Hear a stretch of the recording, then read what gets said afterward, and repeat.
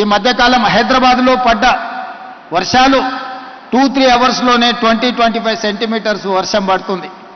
ఈ క్లైమేట్ చేంజెస్తోని అదేవిధంగా కొంతమంది కుంటలు, చెరువులు, నాలాలు కబ్జా పెట్టుకొని నీళ్లు ఉండాల్సిన ప్రాంతాలని దుర్మార్గులు, అక్రమార్కులు ఆక్రమించుకుంటే ఆ నీళ్లు మన కాలనీలను ఆక్రమించుకుంటున్నాయి.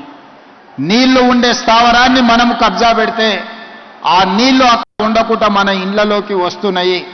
అందుకే ఈరోజు చెరువులను, కుంటల్ని, నాలాలని, నీటి నిల్వ చేసే ప్రాంతాలను కాపాడడానికి హైడ్రాను మనం తీసుకురావడం జరిగింది. ఈరోజు ఎవరు ఏమనుకున్నా, ఎవరు ఎంత విమర్శించినా, ఎవరు ఎన్ని ఆరోపణలు చేసినా మనం పెట్టుకున్న లక్ష్యంతో మనం ఈరోజు ముందుకెళ్తున్నాం.